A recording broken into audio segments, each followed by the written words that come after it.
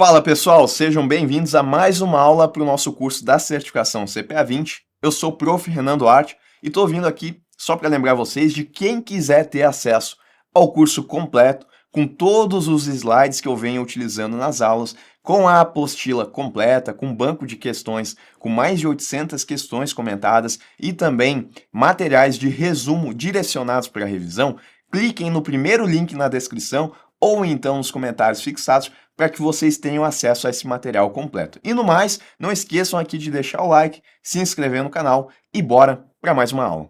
Pessoal, fundo de investimento em participações, o FIP. Aqui eu vou ter um fundo então que ele é caracterizado por investir os seus recursos em participações ativas em empresas.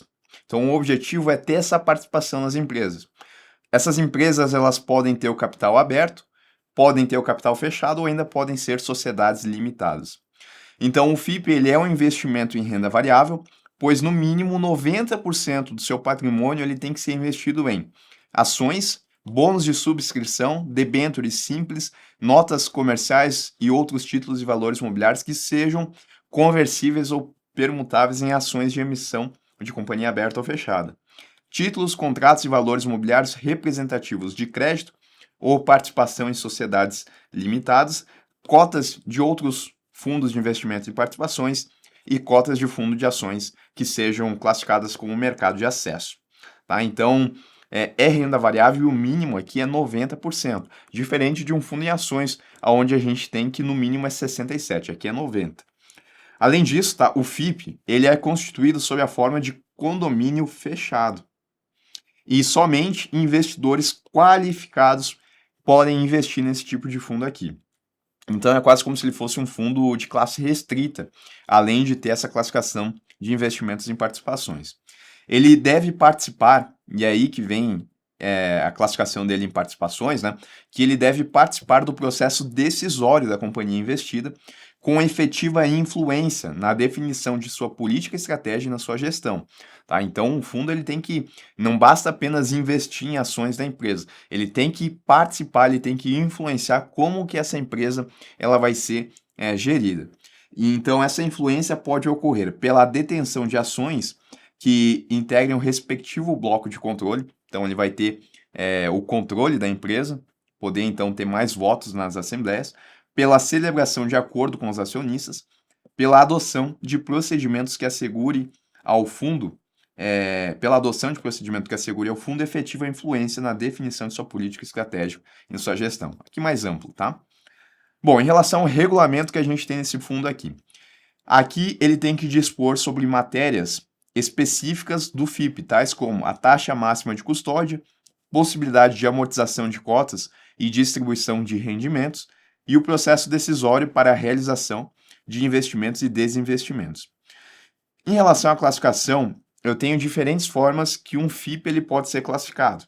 Tá? Então, cada classe de cotas do FIP pode ser classificada em capital semente, empresas emergentes, infraestrutura, produção econômica intensiva em pesquisa, desenvolvimento e inovação e multiestratégia. Aí a gente vai estudar cada uma dessas formas aqui. Características, então, do capital semente. Investe em sociedades com receita bruta anual de até 20 milhões no ano anterior, né, do primeiro aporte, e que não tenha ultrapassado esse limite nos últimos 3 anos. As empresas aqui investidas estão isentas de seguir algumas práticas de governança, né, são empresas emergentes. Se a receita bruta anual da empresa exceder o limite de 20 milhões após o investimento, ela deve atender a determinadas práticas de governança dentro de 2 anos. Então, regras essas para aquelas classes que sejam classificadas aqui como capital semente. Empresas emergentes, focadas em empresas com receita bruta anual de até 400 milhões no ano anterior de investimento, sem ter excedido esse valor nos últimos 3 exercícios, tá? Então, a classe que vai ser classificada como empresa emergente, olha só como a gente pula aqui a receita bruta anual, né? Aqui, capital semente é ainda antes que emergente, na verdade, né? É uma empresa que está com faturamento bruto bem inferior do que a legislação classifica aqui como uma empresa emergente, que tem essa receita bruta anual de até 400 milhões no ano. Também está dispensada de seguir certas práticas de governança corporativa, e se a receita ela exceder o limite após o investimento, a empresa tem que adotar também práticas de governança aqui dentro de 2 anos. Infraestrutura. Investe em projetos de infraestrutura no setor de energia, transporte, água, saneamento básico, irrigação e outras áreas prioritárias. Aqui a gente não está olhando o faturamento, tá? A gente está olhando, então, aonde que vai acontecer os projetos de infraestrutura. Eles têm que ser implementados no território nacional e o fundo ele deve começar suas atividades ao alcançar um nível mínimo de investimento dentro de 180 dias após a primeira integralização das cotas. Outra forma aqui também, produção econômica intensiva em pesquisa, desenvolvimento e inovação. Ele é semelhante à categoria de infraestrutura, mas focado em projetos intensivos nessa área aqui de pesquisa e desenvolvimento. Multiestratégia, acho que o próprio nome entrega, né? Admite o investimento em diferentes tipos e portes de sociedade investidas.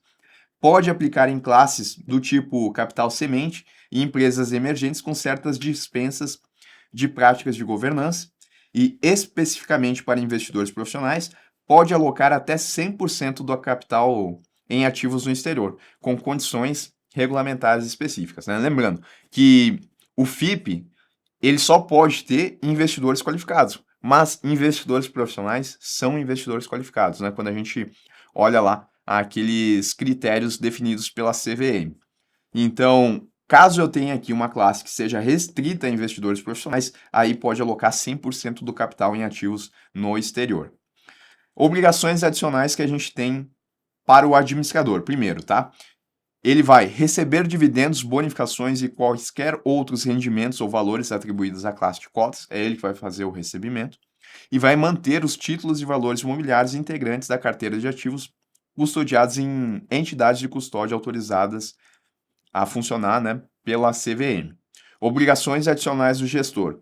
Fornecer aos cotistas atualizações periódicas dos estudos e análises que permitam o acompanhamento dos investimentos realizados, objetivos alcançados, perspectivas de retorno e identificação de possíveis ações que maximizem o resultado de investimento.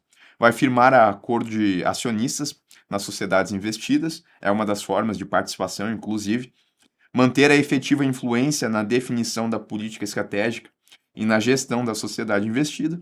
Vai diligenciar para que sejam mantidos atualizados em perfeita ordem às suas expensas os livros de atas das reuniões dos conselhos consultivos, comitê técnicos de investimento. Em relação às vedações, tá? Salvo a aprovação em assembleia de cotistas, a aplicação de recursos em sociedades nas quais participem o administrador, o gestor, os membros de comitê ou conselhos e cotistas titulares, de cotas representativas de 5% do patrimônio de classe. Então, não pode a aplicação de recursos nessas sociedades onde a gente tem a participação desses agentes aqui, além, né, dos titulares de cotas que representem 5% do PL. Tá? Em relação aos encargos, a gente pode ter aqui, além das despesas normais, taxa de performance, taxa de custódia, encargos com empréstimos contraídos em nome da classe de cotas, prêmios de seguro, inerentes à realização de reuniões de comitês ou conselho, dentro dos limites estabelecidos no regulamento, contratação de terceiros para prestar serviços legais, fiscais, contábeis e também de consultoria. Em relação à divulgação de informações, eu tenho aqui que o administrador do FIP ele é responsável por enviar informações regulares aos cotistas, à entidade administradora de mercado, se essas cotas estiverem negociadas em mercado, e à CVM. Ele também é encarregado da elaboração e divulgação das demonstrações contábeis, devendo definir a classificação contábil da classe de cotas como entidade de investimento ou não, e garantir o reconhecimento, mensuração e divulgação adequados do valor dos investimentos.